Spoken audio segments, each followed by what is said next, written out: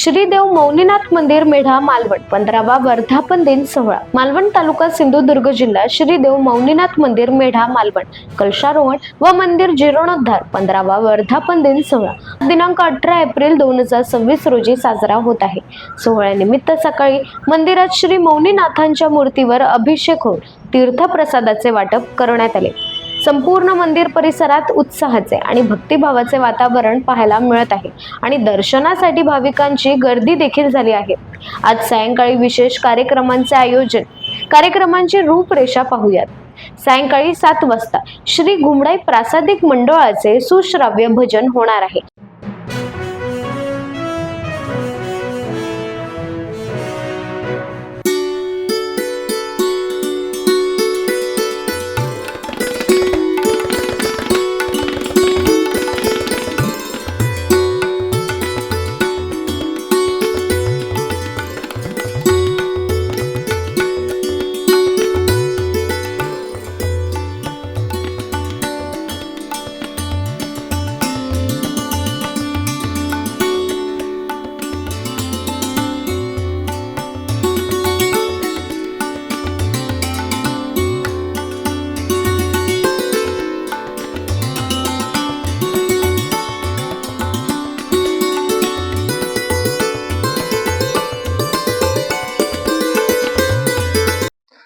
आता आपण आहोत सिंधुदुर्ग मधील मालवण येथील मौनीनाथ मंदिरात। मौनीनाथ महाराजांचं इथे मंदिर आहे। आपण बघताय पाठीमागे मौनीनाथ महाराजांचं मंदिर आहे आणि हे मौनीनाथ महाराज हे छत्रपती शिवाजी महाराजांचे आध्यात्मिक गुरु म्हणून ओळखले जातात आणि त्याच मंदिराचाच 15वा जीर्णोद्धार आहे। मंदिराचा वर्धापन दिन आहे, त्यानिमित्ताने आपण इथे आता भेट दिलेलं।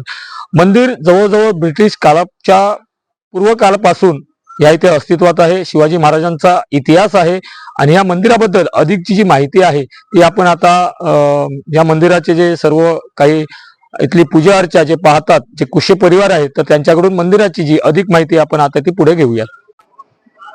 सिंधुदुर्ग जिल्हा हा ऐतिहासिक जिल्हा ओळखला जातो। त्यातही आपल्या सिंधुदुर्ग जिल्ह्यातील मालवण तालुक्यामध्ये आपण पाहायला गेलं तर सिंधुदुर्ग किल्ला आहे आणि या किल्ल्यावरती छत्रपती शिवाजी महाराजांचा पूर्ण असा इतिहास आहे आणि या छत्रपती शिवाजी महाराजांचे आध्यात्मिक गुरु मौनीनाथ महाराज यांचा मंदिराचा 15वा वर्धापन दिन आहे। तर त्यानिमित्तानं आपण या मंदिराबद्दल काय सांगाल?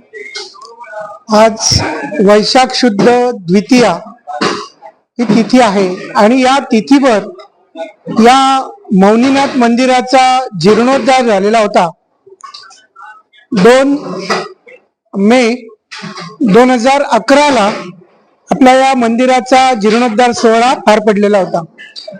या जीर्णोद्धार आणि कलशारोहण सोहळ्यासाठी शिवशाहीर बाबासाहेब पुरंदरे आणि हदीपूर मठाचे मठाधिपती वैश्यगुरु श्री श्री वामनाश्रम महास्वामीजी यांच्या हस्ते या मंदिराचं कलशारोहण झालेलं होतं।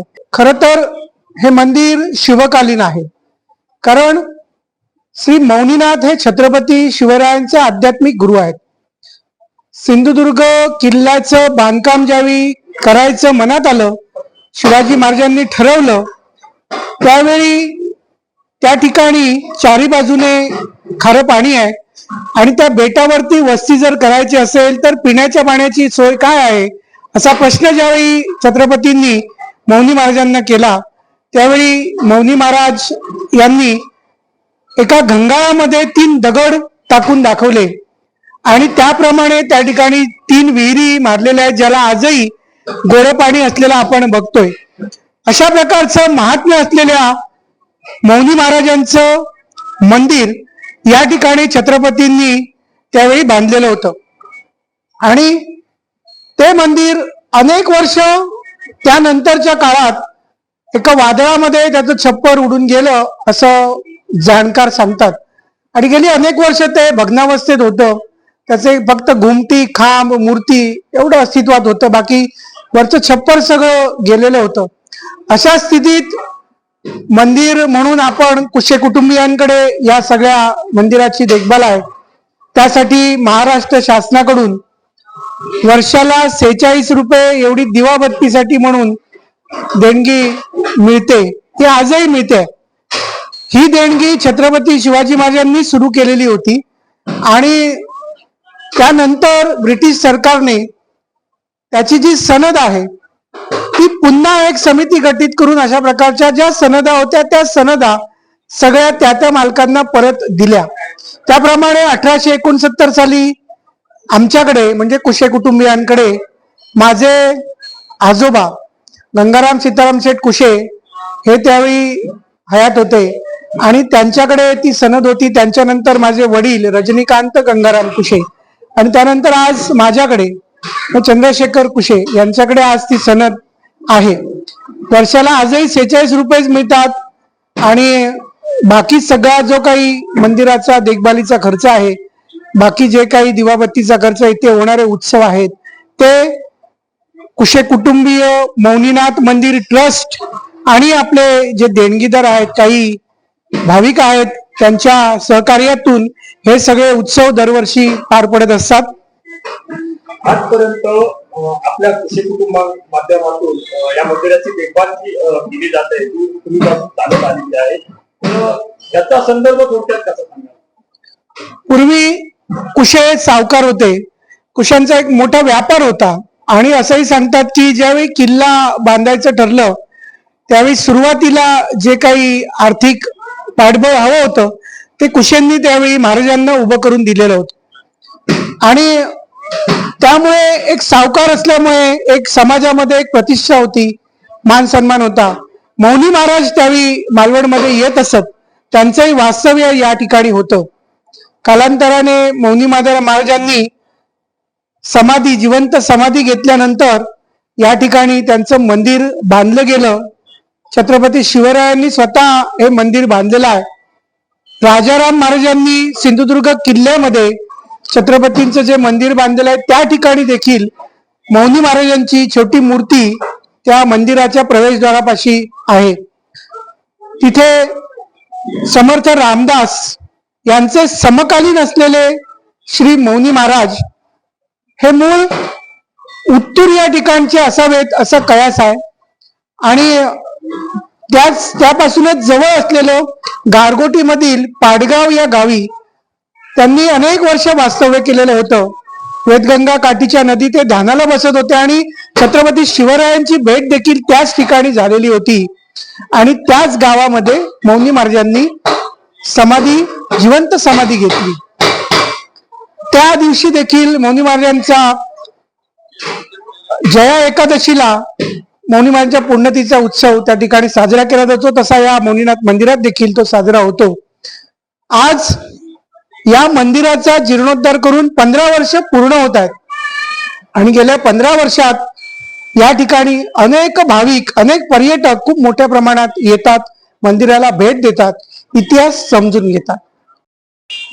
वर्धापन दिनानिमित्त मंदिरात जो दिवसभर उपक्रम आपल्या माध्यमातून इथे साजरा केला जातो तो त्याबद्दल थोडक्यात. मौनीनाथ मंदिर मध्ये वर्धापन दिन साजरा करत असताना मौनी महाराजांचं या ठिकाणी सकाळी मौनी महाराजांच्या मूर्तीवरती अभिषेक केला जातो, त्यांची विधिवत पूजा केली जाते आणि त्यानंतर या ठिकाणी वेगवेगळे धार्मिक कार्यक्रम आयोजित केले जातात. धार्मिक भजनं देखील आयोजित केलेली असतात. धार्मिक कार्यक्रमाच्या माध्यमातून भाविक या ठिकाणी येतात. कीर्तनाचे कार्यक्रम होतात, भजनाचे कार्यक्रम होतात, वेगवेगळी पौराणिक नाट्य या ठिकाणी होतात. महाप्रसादाचा देखील कार्यक्रम असतो. तीर्थप्रसाद दिवसभर चालू असतो. अशा प्रकारे गेली 15 वर्ष हा उपक्रम सुरू आहे.